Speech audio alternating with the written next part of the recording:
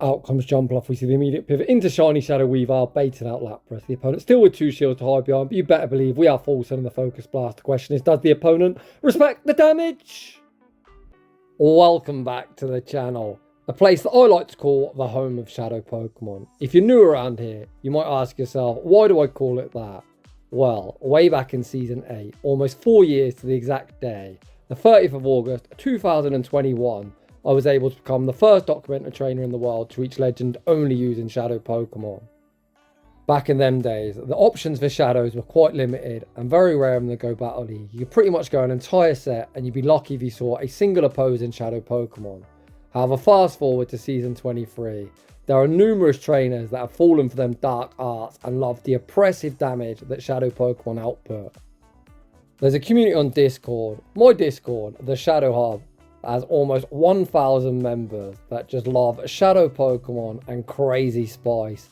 And today we're going to see a collaboration from the Shadow Hub bringing us the best battles only using Shadow Pokemon throughout Season 23. In today's video we're going to have battles from all 3 leagues, the Great Ultra and the Master League, as well as some themed cups. Before we get into today's video, let's get the housekeeping out of the way. A huge shout out to Summers, as always, for helping me put this massive project together. Without you, buddy, this wouldn't be possible. Secondly, a special thank you to Pat for providing the graphic on the left-hand side. As you can tell, without a lot of people around me, I wouldn't be able to do such mega projects, and it's about time that I gave something back. We've recently had the announcement for the Pokemon Go Wild Area Global Tour. And today I'm going to be giving away a ticket to one of you guys. All you've got to do to enter is post the Pokemon you're most looking forward to using with a mega move update for Season 24. Every single person that comments will be entered onto a wheel. I'm going to spin it in 2 weeks' time, so you've got plenty of time to enter. And the winner will be gifted a ticket by me. With all that being said, without any further ado, let's get into the battle. And in no particular order, getting us underway happens to be one of my favourite battlers, the one and only Zach, someone I've nicknamed Mr. Beam. And if you're wondering why, look at the moveset choices. He loves to land Solar Beam nukes, and this is quite possibly a triple Solar Beam theme team. We let Jumpluff into Wigglytuff, we Save Switch into Typhlosion, baiting out the Pancake, Unova Stunfisk. Zach going to settle for the Blast Burn. I say settle, but Blast Burn will more than get the job done. We're doubled up. The first Blast Burn, forcing the opponent's first Protect Shield. Typhlosion fires off the next Blast Burn, forcing the opponent all shields down. Zach more than happy with Typhlosion's contribution, elects to let it go down, and Mud Bomb certainly knocks us out. We send back out Jumpluff. Jumpluff going to operate as a pretty good damage sponge here, being grass and flying. Electric does hit for neutral, but Discharge a pretty mid move, and that is me being very generous. The second Discharge finally gets Jumpluff down to around the half health. Zach, not wishing to reveal that Solar Beam nuke, fires off the Acrobatics, even resisted, removing Stunfisk from the field of play. You can see we're spamming the switch into Ninetales, baiting out Big Man Blastoise. Oh baby, if this Blastoise don't know about that grass type coverage, you better believe they're about to find out. Ninetales reaches for that Solar Beam, it's going to be high Blastoise. Bye Blastoise, remove yourself from my screen. The absolute Hail Mary nuke back out. Comes the annoying Marshmallow Wigglytuff. Wigglytuff gonna fire off the Swift. Swift removes Ninetales from the field of play. Back out comes Jumpluff. Jumpluff reaching for that Solar Beam. It's gonna be high Wigglytuff, bye Wigglytuff. And what a way to get us underway today. GG's and thanks for playing. Oof, I've managed to shoutcast one battle and we've got over 30 today, and it's safe to say I'm probably going to lose my voice in the next battle. 31 Scorpion sees a fantastic lead at Shiny Shadow Sizzle into a Bomber Snow. The opponent sends out Kommo-o, and here comes a Alolan Muk. Kommo-o fires off the Dragon Claw. Muk withstands the damage and going to fire off the Dark Pulse. While Dark Pulse is resisted, it will do objectively more than an Acid Spray. Dark Pulse gets the opponent low. Muk looks for the Poison Jab farm down, able to get it and maintain alignment. The opponent sends back out a Bomber Snow, unfortunately unable to reach the Acid Spray. Sizzle re-enters the arena. The opponent sends out Big Man Blastoise. 31 Scorpion farming up a boatload of energy. We're so far ahead, we are full 10 of the Trailblaze. Trailblaze forces the opponent's first Protect Shield. 31 Scorpion still with 2 shields hard behind. Going to be invested on here. The opponent fire off the Hydro Cannon. Sizzle farms up, tries to make the catch onto the Tyranitar. Catch attempt unsuccessful, but the opponent does dump their energy. Tyranitar used as the third shield. Hydro Cannon actually isn't lethal, and the opponent gets a massive rollout farm down. Sizzle now tasked with the 1v2, and the opponent still has a shield hide behind as well. Our final protect shield is deployed, blocking up the Hydro Cannon. The opponent then pivots out into a Bomber Snow. We smartly go for the undercharge, recognise we're going to need a heap of energy exiting this matchup. Energy Ball rocks Sizzle low. Can the opponent Power Snow farm us down? No, they cannot, but are we in one rollout range? Sizzle goes for the Night Slash bait. Night Slash forces the opponent's final protect shield. We've got that Trailblaze locked and loading, and Sizzle gonna pull off that 1v2 sweep, much to the opponent's disappointment, who've evidently rage quit the app, but regardless, 31 Scorpion able to emerge victorious. Nicely played. Heading into the next battle. We've got a battle submission from Alex. Oh my days. Probably the worst lead you can see. Galarian Weezing stares down Sizzle. We say switch into Shiny Sharpedo. The opponent stays in. They're taking absurd damage from the waterfalls. Of unfairness, the bullet punch is supposed to be resisted. If you've ever used Sharpedo, trust me, you don't resist anything. Out comes Talonflame. Trainer, are you serious? Who sends Talonflame into a loaded Sharpedo? 2 waterfalls do half the health. That was crazy. Alex sends out a Sableye, recognising the opponent has got a -1 defence due to that Poison Fang and looks to get ahead in energy. Speaking of ahead in energy, the opponent bangs 80 energy on Talonflame and then send out Fickersby. This looks like an insanely difficult game to win. Sableye gonna fire off Foul Play after Foul Play, and you can see why I nicknamed this bunny Fickersby. It absorbs hit after hit. Alex trying to get himself back in the game, catch the Scorching Sands onto Galarian Weezing. Weezing near gets one shot, able to hang on, reach the Brutal Swing, and Brutal Swing forces the final Protect Shield. How do we win this game? Surely they just Scorching Sand and then combo with like the Brave Bird. Alex recognises he needs to save the shield. The opponent go for the Fire Punch bait. No shot. We're actually going to win. Foul Play removes the Big Fat Bunny from the field of play. Talonflame has 80 energy but unable to throw it as we've still got the shield to hide behind. We Shadow Claw farm down and take that game. In the next battle, we've got the one and only, but he's funny though, a real legend of the Discord server. On a side note, excuse if you can hear my belly rumbling, I am actually fasting currently. We lead Gengar into Primeape. You don't really want to shield the first Rage Fist, however Gengar is insanely glassy and essentially needs to shield everything. The opponent forced himself a shield advantage, pivot into Shadow Drapion. We are behind in energy, down a Protect Shield with no answer. Out comes Gator, which is by no means a good response. We pace at the same speed and we're behind in energy. We land the Hydro Cannon, the opponent farm up. Look to remove us from the field of play. No, they go for the Aqua Tail. Aqua Tail is survivable. Gator grinning away, fires off the next Hydro Cannon. Hydro Cannon forced to Protect Shield. Gengar re-enters the arena. We've got to shield this right. The opponent falls in the crunch, which is a good shield deployed from us. We bank our energy and snipe with Crobat. Primeape, very unlikely to return, as the Air Slash will do crazy damage. Although, what do I know? Primeape re-enters the arena, and I've just noticed that Buddy's Funny is running Sludge Bomb. Most Crobat run Poison Fang, or potentially Cross Poison. Oh my days, the opponent might not shield the first. Recognising if we're on Poison Fang, the second will do more. Sludge Bomb near picks up the one-hit KO. And just like that, we are in the driver's seat in this battle. Meteor Mash removes Crobat from the field of play. Gengar gets a massive farm down, leaving with all the energy in the world. Primeape re-enters the arena. Shadow Punch forces the Protect Shield. Gengar gonna fire off the Sludge Bomb. Is it necessary? Probably not, but we throw it anyway and take that game. Next up, we've got Goose, and Goose leads a Shadow Dusclops into Primeape. Logically, you'd think a Ghost into a fighting type is a fantastic matchup, but Primeape is an absolute menace, taking only 8 turns to that super effective Rage Fist that continues to boost up their attack. Goose correctly no-shielded the first Rage Fist, recognising subsequent ones after the first will continue to do more and more over time. We fire off the Shadow Punch forced the first protection of the game. Goose shields the second one, looks to go for the correct 1-hex and the Shadow Punch. The opponent makes a very nice catch it onto Greninja where it is going to be resisted. The Greninja save switch is answered by Metang, and this is kind of reverse of the opening matchup, where the Ghost should be favourable into the fighter.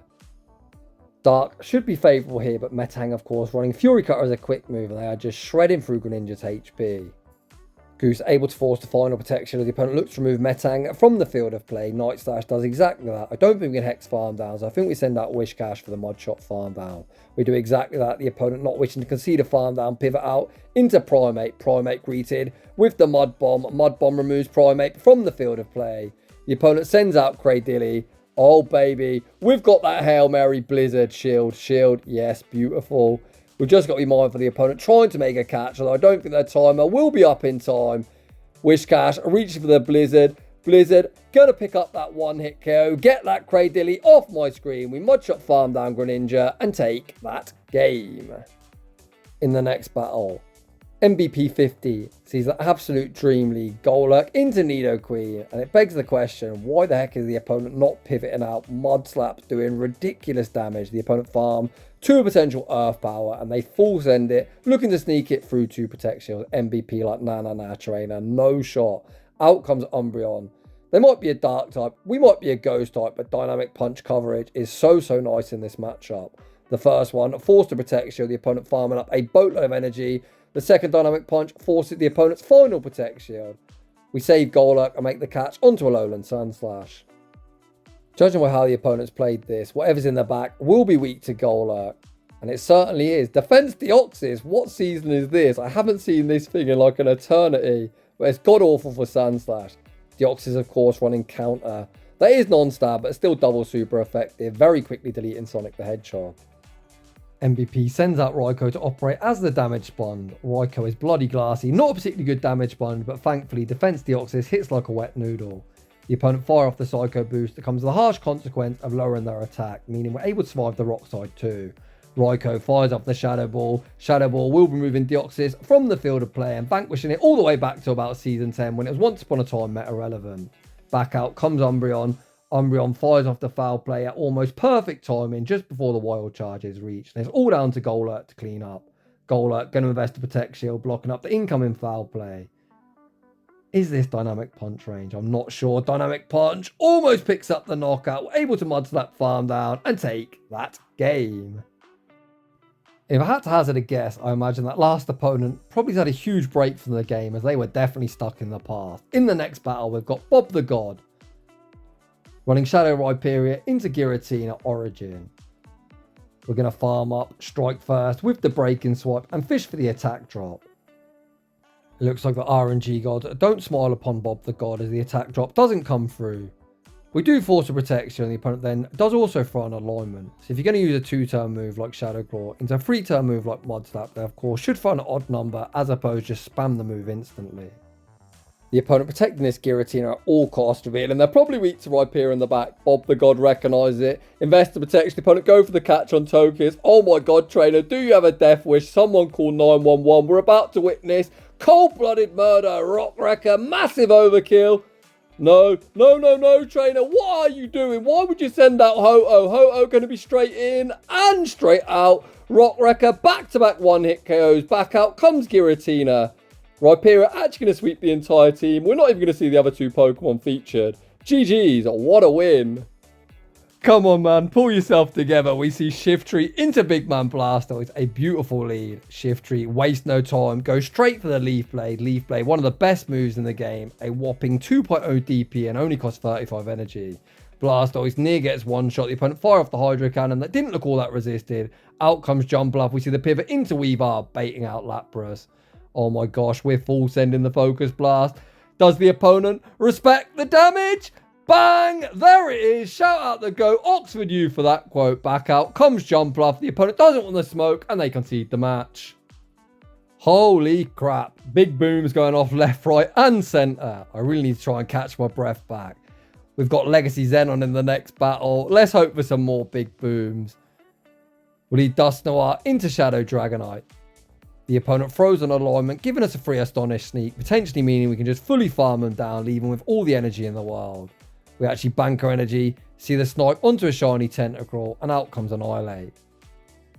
As this is Shadow on Shadow Crime, Scold potentially force their shield back. We actually overfarm a bit too much, playing to the CMP tie. We do not win. Shout out the GOAT Homesize Henry for that quote. Shiny Tentacruel able to hang on, land the Scold, which near picks up the one-hit KO. The opponent then pivot into Thickersby, look for the farm down. Big Squidward says no, fires off the Scold, forcing the first protection off the opponent. For Alligator, the Angry Alligator hits the field of play. To be an Angry Alligator, you of course need to be Shadow. The regular variant's just the boring for Alligator. The opponent full send the Scorching Sands, rocking for Alligator down to around a third health, but Gator grinning away, fires off the Hydro Cannon able to land. For Alligator, unfortunately, is going to get outpaced and is going to deploy the final Protect Shield here. The opponent once again full send the Scorching Sands, then make a very nice catch him back onto the low health Annihilate. We go for the full undercharge, but no undercharge is ever saving Annihilate. Back out comes Fickersby. Feraligatr able to reach the Hydro Cannon. Hydro Cannon should be forcing the final protection. It's time to give the opponent that wham, bam combo play. Given the Big Mac and the fries they didn't order, Dynamic Punch is going to be all she wrote. GG's. In the next battle, we've got the Charon's Claw. Someone to feature regularly. Let's see what shenanigans is up to. What a lead, Alola Marowak into Scizor. Oh wait, we're actually on Hex. That was nowhere near as bad as for the opponent as they might have first thought. I guess if you see a fire type, you're going to shit your pants and pivot out. The opponent does exactly that, sending out Giratina, and here comes the big fat rat. Eradicate's always somewhat of a sleeper pick in the Great League. Even the Shadow form is insanely bulky. It's got that magical 2000 stat product. You hear people like Dan Otler go on about saying that's what you need to be a good Pokemon. I personally don't agree. If you're someone who likes bulk and still likes Shadows, Rat is a very good option. I've got a similar mindset to people like Callum on Toast. The higher the attack stat, the better, because I'm here for a good time, not a long time. Back out comes Marowak. Marowak fires off the Bone Club, and it looks like we're going to try and go for the one shield and Hex Farm down afterwards. Marowak able to get exactly that. The opponent sends out Big Man Blastoise. Marowak going to fire off the Shadow Bone. A Shadow Bone going to land for decent neutral damage and get the defense drop, and we see the pivot into Mareep. What is Mareep doing on my screen? The Charon's Claw, what is this nonsense? The opponent even shielded the Trailblaze too. No. Mareep going to invest the Protect Shield, blocking up the Night Slash. Mareep able to reach the Discharge. Discharge, a garbage move, but is now vamped up from the Trailblaze. Discharge picks up the knockout. Back out comes Blastoise. Blastoise going to dump its energy. Hydro Cannon removes us from the field of play. Marowak re-enters the arena, able to survive the rollout, reach the next Shadow Bone, and that is going to be all she wrote. Oh man, Mareep, honestly. Heading into the next battle, we've got another battle from Butty's Funny though. So the rules to enter was only one battle per person. Summers did actually message me and say 2 battles were not supposed to be used, but I'm an absolute potato. I downloaded them all and I just edited them up. So there are going to be 2 trainers today featured twice. I'm sure if you've even seen one of my videos previously, you know that my editing is absolutely garbage. We don't need to touch on that, so returning to the commentary. Butty's Funny though led Gengar into Steelix. We caught the Psychic Fangs onto Annihilate, where it's also super effective. The opponent then made the catch of the Rage Fist onto Virizion. As we're on -1, we shield up the Leaf Blade. Butty's Funny though overfarms, fires off the next Rage Fist, looking to remove Virizion from the field of play. The opponent protect Virizion. We go for the wham bam combo play, look to snipe with the Shadow Punch. Shadow Punch does exactly that, but unfortunately for us, Steelix will be returning. Back out comes Steelix. Steelix going to fire off the Psychic Fangs. Gengar going to invest the Protect Shield, blocking up said Psychic Fangs. And unfortunately for us, our defense is now lowered. Gengar, undeterred, looks to fire off the Shadow Punch. Shadow Punch removes Steelix from the field of play. Out comes Giratina. Shadow Punch should be forcing the opponent's final Protect Shield. Oh boy, Giratina is going to be problematic for us as Dragonite isn't going to fancy tanking a Dragon Claw or Ancient Power.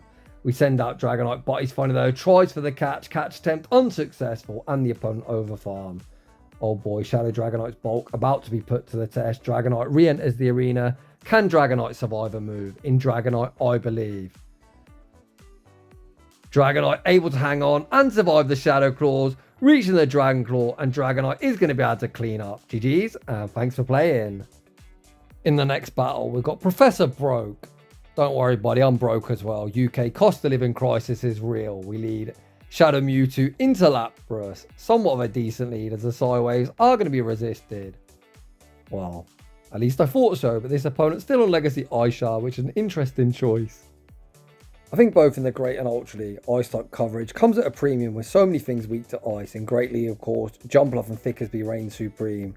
And in the Ultra League, stuff like Giratina, Guzzlord, Dragonite, it does have targets, but I think Psywave and Sparkle Ari is certainly a better choice than the Ice Shard and Surf this opponent's opting for. Professor Broke takes his shield advantage, sends out Kingdra. The opponent pivot into Ferrothorn and Icy Typhlosion in the back.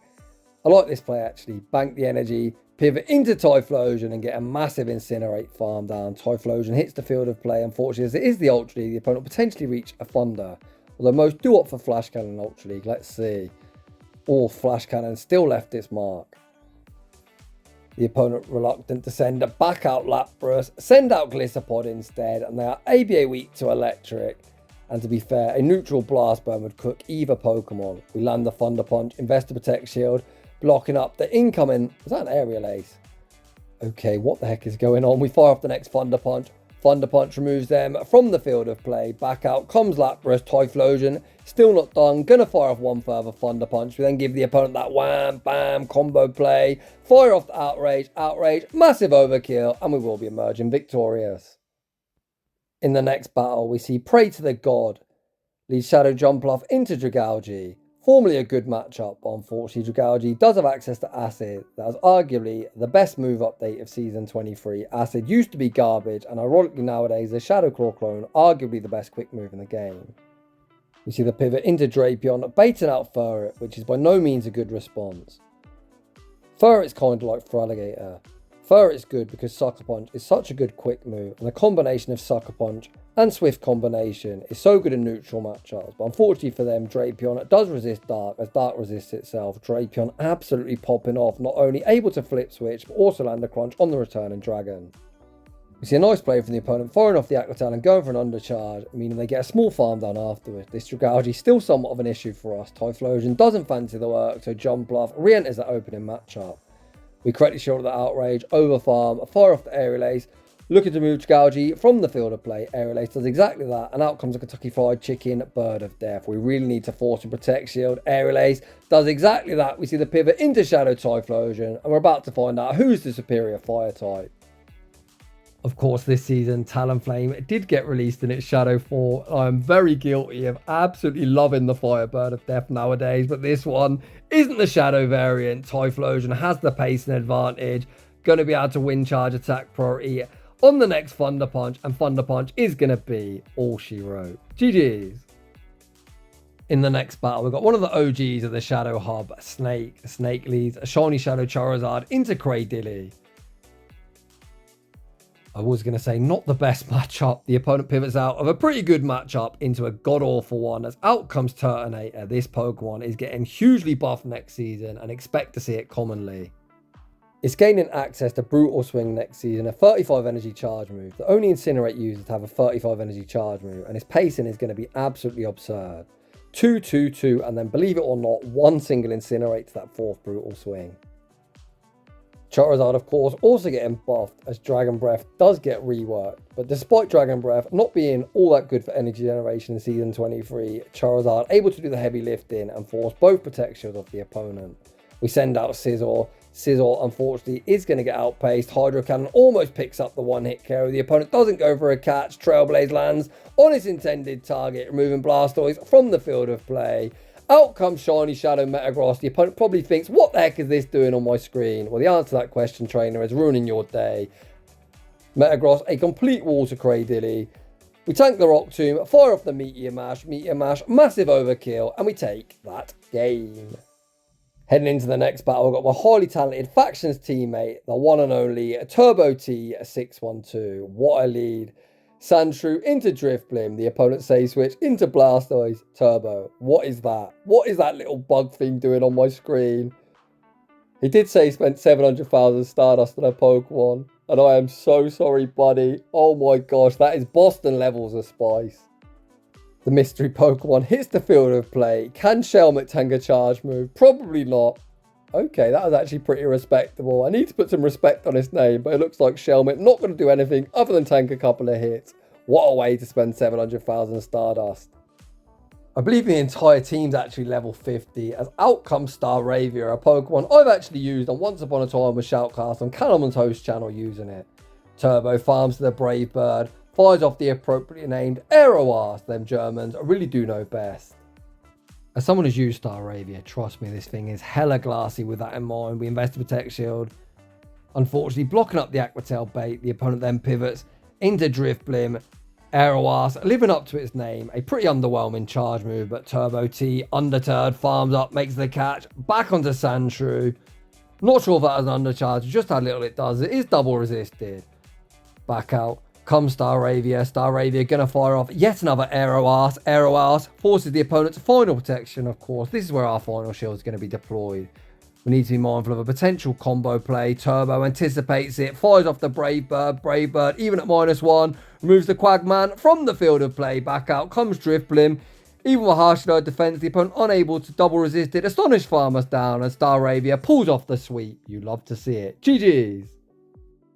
Heading into the next battle, we've got the one and only Trixie Bella, aka Ben. Shout out to Ben, my oldest member here on the YouTube platform. We lead Articuno into Kiram. Oh my days. A shiny Shadow Articuno, fully maxed out in the Master League. You love the spice. Kiram, being a Dragon and Ice type, takes neutral from the ice damage. We're actually able to force a protection. We see the pivot into Mamoswine, baiting out Groudon. Trainer, I'm not sure that's the counter swap you are looking for.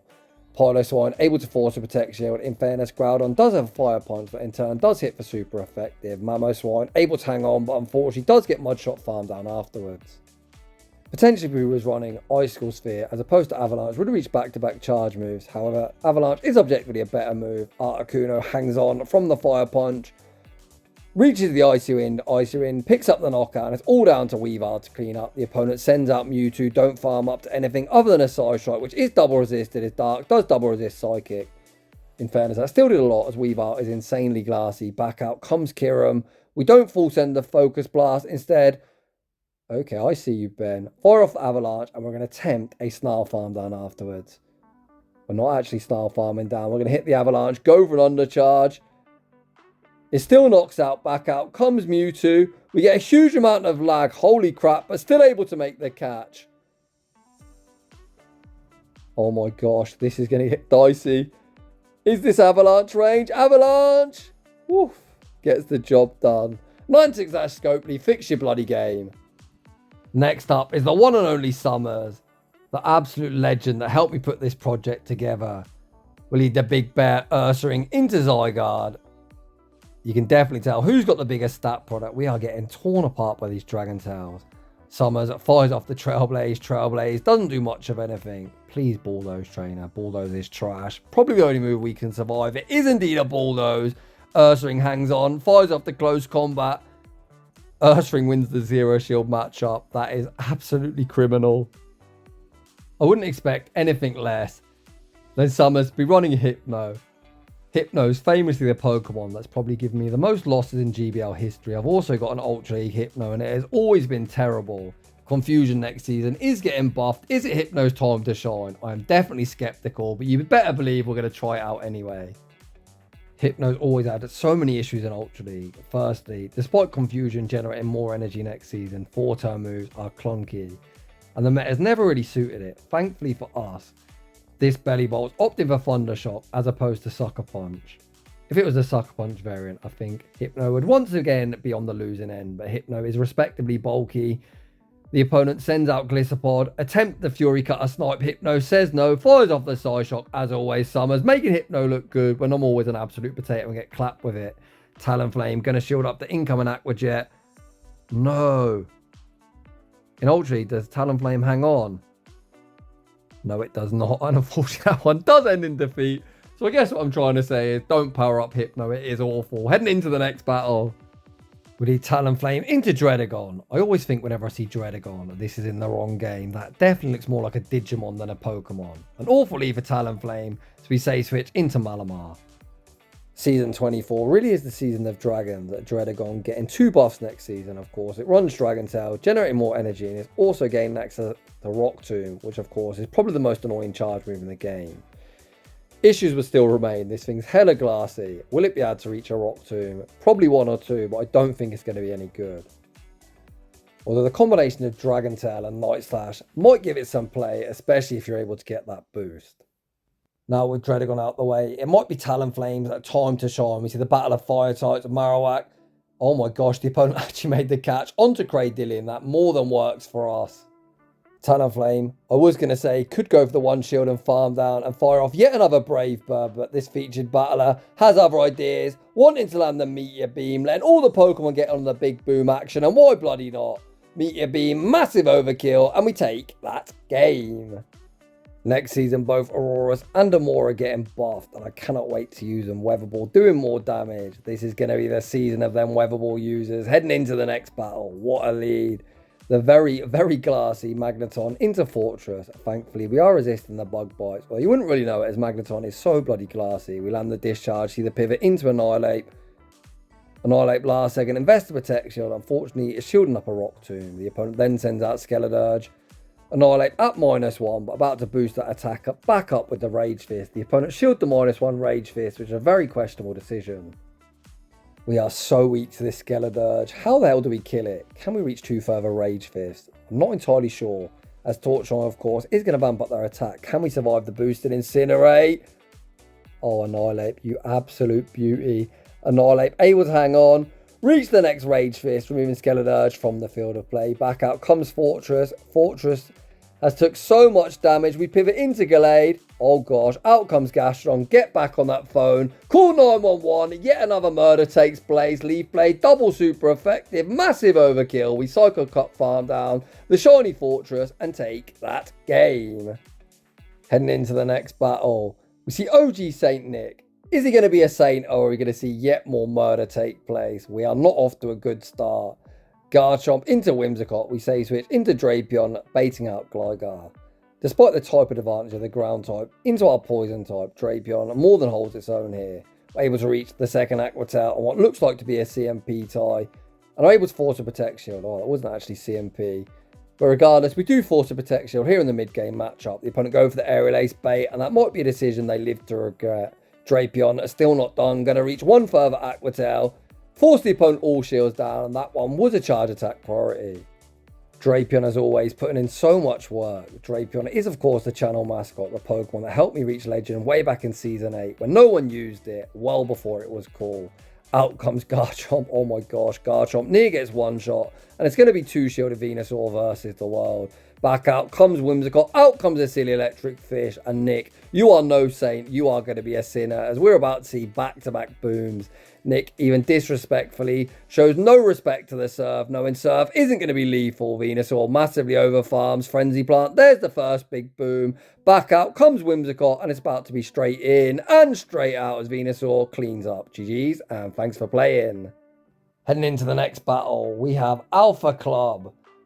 One of my locals is someone I do actually meet up with in person. Shout out Alpha Club. We lead Dusknoir into Corviknight. I believe this is actually played yesterday, so I believe it has got its new legacy move of Air Cutter. Speaking of which, we catch the Air Cutter onto the big fat Walrus, baiting out Annihilate. Well, this isn't looking fantastic by any means. Walrein gonna fire off the Icicle Sphere. Icicle Sphere gets no respect. Can the opponent counter farm us down before we reach the next Icicle Sphere? Unfortunately, yes they can. As we're running a double ice strategy, it's nice to bait this thing out. So our fully maxed out Sandshrew doesn't have to see it. Alpha Club, unwilling to shield the Rage Fist. Dusknoir gets rocked insanely low. Back out comes Corviknight. And for those of you who don't know, despite Shadow Punch getting same type attack bonus, Dynamic Punch is actually more energy efficient because it is such a good move. We invest to Protect Shield, blocking up the Air Cutter, wanting to land the next Dynamic Punch or force the opponent all shields down. The opponent invests the final Protect Shield, and here comes Sandshrew. Come on, Sandshrew, show us what you've got. Do we respect the payback? Last second, we invest to Protect Shield the opponent. Oh gosh, full send the payback, then send out Cradilly. Poor Cradilly, it was so young, man. Blizzard picks up the one-hit KO. Back out comes Corviknight. Sandshrew are still not done. Going to claim back-to-back victims as we take that game. Heading into the next battle, once again, looks like Alpha Club is one of the trainers that's featured twice. We lead the Kentucky Fried Chicken, Bird of Death, in its glorious shadow form, into Sizzle. You couldn't ask for a better lead. The opponent say switch into Mandibuzz. Talonflame are going to fire off the Fly, and imagine we're going to pivot out. Fly, force the protection. There is the pivot into Grimer. I like sending out Grimer here. Just try and get into a neutral matchup and keep it far, far away from Sizzle, where our poison jabs would be double resisted. Mandibuzz are able to outpace to yet another Aerial Ace, but Aerial Ace, of course, if we was German, would be called Aeroas, and that is because it is a trash move. Grimer tanks the next Aerial Ace, fires off the Sludge Bomb. Sludge Bomb isn't quite lethal, and it ends up in a Simul KO. We now find ourselves in the guessing game. We need to guess right, as we don't want Metang. Aligned against Sizzle, we don't guess right. Oh boy. Talonflame now tasked with doing the heavy lifting. We fire off the Flame Charge. No! Trainer, why didn't you shield? I understand the thought process. You don't want to shield the first one, as subsequent ones after that will do more, but trainer, you're just going to get Incinerate farm down at this point, and Scizor isn't going to tank. Well, it might tank one boost Incinerate, but certainly not two. The opponent recognises they're about to get cooked to a crisp. Don't send back out Scizor and wisely concede the match. Heading into the next battle, brought to us by another OG of the Shadow Hub Discord, Big Pokey, usually a very spicy trainer. Oh my gosh, Lipard. Into a Azumarill, a god-awful matchup, as of course we're a Dark type and Player Off, have no doubt, would pick up the one-hit KO. We now send up Purugly. Oh my gosh, what is Purugly's role in this meta? Hopefully it's more than just a damage sponge. Oh baby, out comes Talonflame. Trainer, you don't need the shield, you do not need the shield. Thunder, bang! There it is! Purugly, I'm so sorry I ever doubted you. What a boom! And this, ladies and gentlemen, is the benefit of sometimes running Spice, or some of you would say nonsense, as people just don't know the movesets. Oh my god, speaking of which, Gunk Shot gets the one shot. What the heck is going on here? Surprise nukes landing left, right, and centre. And to be honest, even I was surprised. I didn't even know this thing even learnt Gunk Shot, but there it was, and there was a big fat one shot. Lipard hit so bloody hard, man. It looks like the opponent has chosen their fate, which is going to be saving 2 shields for next season. But thankfully, next season's actually tomorrow, so maybe they get some use out of them pretty soon. We fire off the BM close combat. Close combat actually forces a protect shield. Why would you shield that? You're just going to get Shadow Claw farm down afterwards, and we're able to take that game. Heading into the next battle. Oh, I don't know how much more of this I can take. We've got Gilbert running a rat with a hat and a Snorlax with a hat. How come I haven't got these Pokemon, man? I'm missing out. Snorlax is actually getting buffed next season as Body Slam. Does 5 additional damage. It's not what Body Slam once was, but better than the 50 is doing in Season 23. In the OG days of Go Battle League, Snorlax was one of the few Pokemon that play in all 3 leagues. Of course, back then, XL Pokemon weren't a thing. We just had Master League at level 40. I think other Pokemon that play in all 3 leagues are stuff like Swampert. I always nickname this Pokemon the big thick boy, and that is because it's very bulky, as you can see there, tanking the Aqua Tail, no problem whatsoever. Snorlax fires off the Body Slam, Snorlax flip switch advantage, and that is beautiful as now Kanto Ninetales is about to feast on this Corviknight. Opponent look to dump their energy, which should be good for us, but of course the opponent gets that 30% chance at a boost, meaning this Air Cut is actually going to look like a decent move. Cut a decent damage. Ninetales looks to the farm down. Corviknight stays in, riding that boost, and Gilbert going to deploy the final Protect Shield here. Can Ninetales now commit to that farm down? The opponent not wishing to risk it, opt to pivot out. The opponent sends out Cradiddy. Cradiddy greeted with the Weatherborn. Now we're going to fire off the Scorching Sands. That will do more. Scorching Sands forced the final Protect Shield, and back out comes the Rat. Both the Kanto Rat and its Alolan brother are pretty bulky, although as I say that Rock Tomb actually did quite a lot of damage. Gilbert about to give that opponent that bad manners. Rock does resist normal, but have no doubt. Hyper Beam picks up the knockout. We're going to quick attack farm down Corviknight and take that game. Heading into the next battle, we've got another one of our resident Spice Lords, the one and only Phil the Boss, aka Phil the Boss. You'll have to excuse my voice at this point as I really start to struggle. We led Nidoking into Annihilate. Phil the Boss says no thank you. Save switches into Dust Noir, running that Hail Mary Poltergeist. Does the opponent respect the damage? They do not. Poor old Levani finds itself straight in and straight out. That does my voice no favours whatsoever. Back out comes Annihilate. Annihilate looking for the double resisted counter farm down. Dust Noir says no. The opponent absolutely petrified. Invested Protect Shield and a double resisted charge move. In this battle, it was quite simple. Win switch, win the game. We send out Swanna. Honestly, Swanna's one of the worst Pokemon in existence. But running Air Slash, pretty good into Annihilate. The opponent's got Ampharos in their back. A very good matchup for our Nidoking. We fire off the Earth Power. Earth Power picks up that one hit KO. Phil the Boss knows. All he's got to do is tap, tap, tap, tap, tap, tap like a raging lunatic. Air Slash farm down Annihilate. And we're going to be off to the races. The opponent playing it out to the very bitter end. Yes, they've got a shield to hide behind. But unfortunately for them, you cannot shield quick moves. The opponent opt to throw another charge move. Trainer, what do you think? We're going to have a heart attack. Phil the Boss is alive and well. Even going to show him the Ice Beam. Please don't shield, Trainer. The opponent invests that Protect Shield. We Air Slash farm down regardless and take that game. Heading into the final 10 to 12 battles. These ones have all been edited up separately. because they don't fit the same size as all the other ones. If they look a bit wonky, I just can't get them to fit this layout. I'm sorry. Heading into this battle regardless, GG Dog sees the Ho-Oh mirror. The opponent strikes first, throwing a Legacy Earthquake bait. Cool tech, but certainly not the correct move. But I guess the opponent doesn't want to debuff himself, throwing the Brave Bird. GG Dog baits in return with the Sacred Fire, throws the Brave Bird, forcing both protections of the opponent here in the opening matchup. GG Dog dares the opponent to fire off the Brave Bird. They actually go for yet another Earthquake. We save Ho-Oh as a potential third shield and see the pivot into Latios, or maybe Latias, whatever this blue one's called. Honestly, I'm so bad at naming Pokemon. And out comes Metagross, able to fire off the Dragon Claw on the charge attack priority. Dragon Claw is resisted, but still gets the opponent below the half health range. It was indeed Latios, and here comes Groudon. Groudon looks for the Mud Shot farm down, unfortunately unable to get it before the Meteor Mash is reached. Groudon going to invest the final Protect Shield, able to Mud Shot farm down, back out. Comes Ho-Oh, Precipice Blades, a single resisted, but have no doubt. Going to pick up the one-hit KO. What is that third? Out comes Kyurem. Kyurem should have a fairly decent matchup here. Being an Ice type, but Groudon hits insanely hard. Precipice Blades vanquishes them back to their Pokeball, and Groudon pulls off the entire sweep. GG's. Heading into the next battle, we've got Grant, and this one is definitely cropped wonky. Let's just pretend it isn't. We lead Gyarados into Cradilly. We say switch into Metang. The opponent stays in, so Grant takes the initiative, fires off the side shot. Oh, the opponent actually made a nice catch. A very, very nice catch indeed. Although Furrow isn't really a consistent Metang counter. I was going to say, because both Swift and Trailblaze will be resisted, but this Mad Lad's running Brick Break. Is Brick Break the right move to run? I'm not entirely sure, but does help the opponent flip switch here in the mid-game matchup.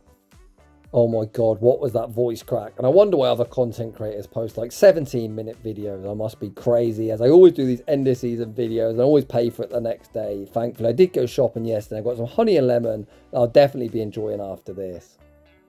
Grant sends up Magneton to greet Azumarill. The opponent pivots back out into Cradilly that also has a losing matchup. Magneton, in fairness, fully walls Cradilly, although it's insanely glassy, so I don't dislike that Protect Shield. Grant baits like an absolute savage with the discharge, then fires off the Magnet Bomb on the charge attack priority. Magnet Bomb, oh, at -1, isn't quite lethal. That is heartbreaking. When we are now 2-stage debuffed, I imagine Grant's going to look to reset this debuff at some stage. Is our timer up? I'm not entirely sure, as this battle's cropped so wonky, I can't even see Gyarados that is still alive and well. To be honest, that debuff discharge still did decent damage. Switch timer is up. We combo into Gyarados, fire off the Equital. That's neither here nor there, but ends up being a charge attack priority. And this game is so over. We've got that discharge locked and loaded. One Thunder Shock just to practice good fast move timing, because why bloody not? And discharge is going to be all she wrote. Heading into the next battle, that is probably the most wonky crop battle of them all. Not entirely sure if this is playing like a tablet or something. I have no idea how to get it to fit my very, very budget editing setup that I do completely on my mobile phone. We need Scizor into Corviknight. By no means a great matchup, but Scizor gonna spam that Night Slash and go fishing for the boost, which we don't get. Scizor now actually gets outpaced as Air Cut. It only takes 9 turns. We're going to see a shield deployed. The opponent then send out Typhlosion. Try to snipe. We see our featured battler show cat-like reflexes. Save Scizor and send out Drapion. Drapion fires off the Aquatail, forcing the first Protect Shield. Last second, we invest a Protect Shield. The opponent full send a Blast Burn. A bit excessive. I think Thunder Punch would have got the job done. I've got a rank 1 Drapion, and even mine would die to that, but we're not complaining. The opponent now forced to dump yet further energy. Thunder Punch removes Drapion from the field of play. We send out Giratina. The opponent not wishing to concede a farm down. Send out Corviknight. We go for a CMP sack. A very hard tactic to pull off. Night Slash removes Corviknight from the field of play. Typhlosion, if it returns, will only get 1 Incinerate off. Poor old Scizor gets cooked to a crisp. Back out comes Giratina. Giratina gonna overfarm. Fire off the Dragon Claw. Dragon Claw will be the end of Typhlosion. What is that third? I think it's Lantern. It's super hard to see Giratina move out the bloody way. I guess I'm about to see when this charge move lands. It is indeed the silly electric fish. Poor old Lantern, completely helpless. Every move in their arsenal is fully walled. Giratina fires off yet another Dragon Claw. How can they win this? Potentially if they're on a Hydro Pump, which I doubt. They go for the Thunderbolt. Thunderbolt simply doesn't cut it. Giratina able to farm down, and we take that game. Heading into the next battle, we've got the one and only Pat. Not only a talented trainer who loves his spice, but also a very good graphic designer, the guy that made the graphic on the left. We lead a shiny Gligar into Giratina. Gligar wastes no time, fires off the Night Slash. Night Slash, not a particularly good move, but is super effective and leaves a very solid dent. We then see the pivot into Kanto Golem. That is some crazy spice, man. I don't know what Niantic you need to do to buff this Pokemon, but I'd love to see it have more play, as it's such a cool design, and I think all the OG Cancer Pokemon should at least have some play. Although, speaking of which, does the opponent know what we're running? Stone Edge! Oh, big damage. Corviknight insanely bulky, but that certainly did massive damage, rocking them below the half health range. Rounding out Pat's full shiny Shadow team, we've got Magneton, probably the only Pokemon in existence that makes Sand Attack look like a decent move. Even that resisted Air Cutter, actually double resisted Air Cutter, did massive damage. No! Hello? Hello? Trainer, you've got 2 shields. You shield a Night Slash as opposed to the Magnet Bomb. That is not only super effective, but double super effective. What an absolute blunder. Oh my god. That Magnet Bomb did so much damage that Gligar able to resist it. Fury Cutter farm down Carbink, something you're not going to see all that commonly. Gligar leaves doubled up on Night Slashes, you know the drill. 1 to force to protect shield, 1 to knockout, and Pat takes that game. Heading into the next battle, sent to us by Mystery Trainer. If you left your trainer name in, it would be featured. I normally edit them out because I talk a lot of smack and I don't want people to keep reporting my channel. But it is what it is. This battle wasn't sent with a name, so we've got no idea who's playing. But Gengar into Giratina. Giratina, very bulky, but kind of surprised. First, they didn't shield the Shadow Punch, and secondly, they were able to survive. Out comes Miltank. We see the pivot into Primeape. Once again, a very, very scuffed battle. But let's see how it plays out. The opponent fire off the Thunderbolt, then send out Bellibolt. Primeape, with a boatload of energy, going to fire off the Rage Fist. The fear of a close combat, forced to protect shield. And now we are actually going to full send a boosted close combat. The boosted close combat, forced to shield, but it was a charge attack priority. To be honest, I'm not sure how many more big booms I've got in me. But as Sneezes in the back, I guess I'm about to say one more. We bank some energy, go for the combo play. Gengar fires off the Sludge Bomb. Sludge Bomb. Decent damage. Bellibolt's bloody bulky, man. In fairness, you'd expect Bellibolt to be bulky. This is an Ultra League battle, and they were +1 defense. They're now +2, meaning Sneasel has to debuff itself with the close combat. Close combat picks up the knockout. Out comes Miltank. Miltank isn't boosted. It's not that bulky. Well, it's fairly bulky, but have no doubt. Close combat, going to pick up the one-hit KO, and we take that game. Heading into the next battle, we got JJQ 2011. Let's see what shenanigans we're cooking up.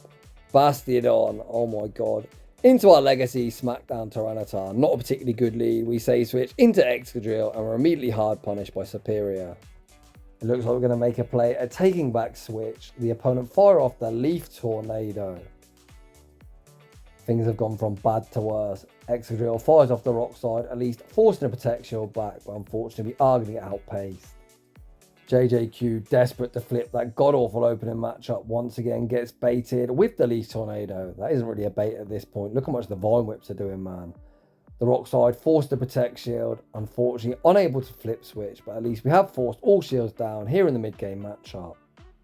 JJQ sends out Victreebel and tasks it with doing the heavy lifting. And Victreebel, without a doubt, my favourite Pokemon out of all the Pokemon that got buffed in Season 23. A former degenerate pick, running Razor Leaf as the opponent's doing, still running some kind of weird grass hole nonsense. However, they're very quickly going to find out that Acid is the way to go. Back out comes Tyranitar. Tyranitar fires off the Brutal Swing, and the opponent looks to dump energy. If this opponent was running Acid, this would be a loss, but as they're not, they're going to be miles away from a charge move. Victreebel just needs to knock out this Bastiodon. We're going to be able to Acid farm down the opposing Victreebel, and once again remind everyone, fuck Razor Leaf, get yourself on Acid. Acid good move, Razor Leaf not so much. We Acid farm down the opposing Vic and take that game. Would it even be a Shadow Hub community project without a cameo appearance from the GOAT, the one and only ex-Boston? Without a doubt, one of my biggest inspirations personally. Oh my gosh, Boston, what are you running? A Selgor's an absolute potato. Although in fairness, if the opponent don't know about that energy ball, they're about to find out. Come on, trainer, don't shield. The opponent ruining all of our fun. Boston goes to the body slam catch onto Crustle, catch attempt unsuccessful, and we get rocked with the earth power. That looks like CMP, so this can only be a body slam. Whilst body slam won't be lethal, it will enable a mud slap farm down afterwards. Boston, like Crustle, you're the damage sponge, at least this season. Next season against Rock Wrecker, I know Boston's going to be loving that little bug box. What the hell is Crustle? Some kind of bug with a weird house on its back. Man, I really am getting delusional at this point in the video. Back out comes a Selgor. We're going to go for the one shield, full water streak and farm down, and hope to land some kind of nuke on whatever's in the back. What do we need a Selgor to nuke? The opponent thinking about it. Oh yes, yes, yes, yes, trainer. This is just an eligible, I promise, just an eligible focus blast. Why are you shielding? Honestly. Yes, I love it. Boston gonna invest the protect shield, blocking up the rock tomb, but a -1. Surely a non-stab focus blast doesn't knock out, but it is landed on its intended target. Oh my gosh, focus blast, even at -1, does pick up the knockout.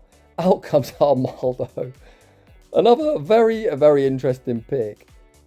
Saying that, the opponent's running some spice, to be fair, Rapidash, which does have access to wild charge, and if this is a wild charge, we're gonna get knocked out. It is not. Armaldo able to farm down, and we take that game. Heading into the final battle of today's video, we need Shadow Nidoqueen into Cradilly. The opponent says no thank you, say switch into Drapion. Actually looks like a simultaneous swap with Latios hitting the field of play. Can you believe it? I know what this Pokemon's called. We unfortunately get baited with the Aqua Tail, but undeterred, we're going to farm up, trap the opponent into the charge attack priority, and look to remove Drapion from the field of play. Down goes Drapion. The opponent don't send back out Cradilly, instead send out the Dene. Oh my gosh, Luster Purge. Does it land? Surely not. Luster Purge. Ooh, bang! There it is. A huge nuke. A dragon type nuke and a fairy. You love to see it. Back out comes Cradilly.